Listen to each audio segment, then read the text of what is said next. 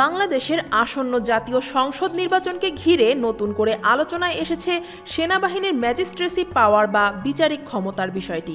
নির্বাচন কমিশনের পরিকল্পনা অনুযায়ী এবার দায়িত্ব পালন করবেন 1 লাখেরও বেশি সেনা সদস্য, কিন্তু তাদের হাতে বিচারিক ক্ষমতা থাকবে কিনা এই প্রশ্নই এখন রাজনৈতিক ও প্রশাসনিক মহলে আলোচনার কেন্দ্রবিন্দু।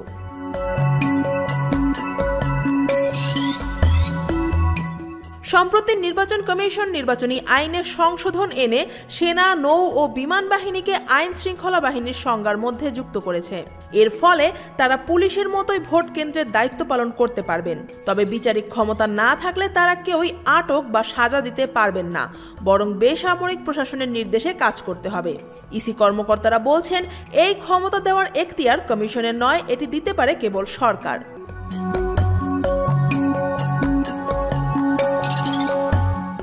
গত বছরের আগস্টে শেখ হাসিনা সরকারের পতনের পর গঠিত হয় অন্তর্বর্তীকালীন সরকার। পরের মাসেই একটি প্রজ্ঞাপনে সেনাবাহিনীর কমিশনপ্রাপ্ত কর্মকর্তাদের বিচারিক ক্ষমতা দেওয়া হয়। এর ফলে তারা ফৌজদারি কার্যবিধির 17টি ধারায় গ্রেফতার, সাজা বা জামিনের আদেশ দিতে পারছেন। এরপর থেকে সেনাবাহিনী সেই ক্ষমতা নিয়েই মাঠে দায়িত্ব পালন করছে এবং কয়েক দফা সেই মেয়াদও বাড়ানো হয়েছে। এখন তাদের বক্তব্য, যেহেতু 1 বছরেরও বেশি সময় ধরে তারা এই ক্ষমতা নিয়ে কাজ করছে, শুধু নির্বাচনের সময় তা কেড়ে নেওয়া হলে দায়িত্ব পালনের জটিলতা তৈরি হবে।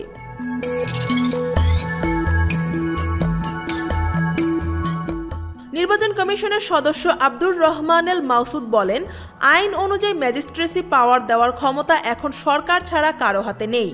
ইসি সূত্রে জানা গেছে, সেনাবাহিনীর বিচারিক ক্ষমতা বহাল রাখার দাবি জানানো হলেও কমিশন তাতে সম্মতি দেয়নি। বাংলাদেশে সেনাবাহিনীকে বিচারিক ক্ষমতা দেওয়ার নজির সীমিত।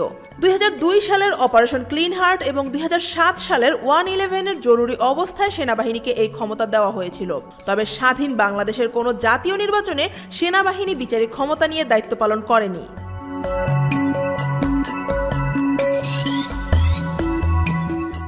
আইনজীবী শাহদিন মালিক মনে করেন, ম্যাজিস্ট্রেসি পাওয়ার থাকলে সেনাবাহিনী তাৎক্ষণিক বিচার করে জেলে দিতে পারে। অন্যদিকে টিআইবির নির্বাহী পরিচালক ইফতেখারুজ্জামান মনে করেন, প্রতিযোগিতামূলক ও শান্তিপূর্ণ নির্বাচন হলে আগাম এই ক্ষমতা দেওয়ার যৌক্তিকতা নেই। সাবেক সেনা কর্মকর্তা এমদাদুল ইসলাম বলছেন, নির্বাচনের সময় এই ক্ষমতা না থাকলে আইন শৃঙ্খলা নিয়ন্ত্রণের সমস্যা হতে পারে। তবে বিশ্লেষকদের মতে, সিদ্ধান্ত নির্ভর করছে মাঠের বাস্তব পরিস্থিতির উপর। বাংলাদেশের নির্বাচনী ইতিহাসে সেনাবাহিনীর উপস্থিতি যত পুরনো, তাদের বিচারিক ক্ষমতা নিয়ে বিতর্ক ততটাই নতুন। আফিয়া আক্তার, ঢাকা ওয়াচ।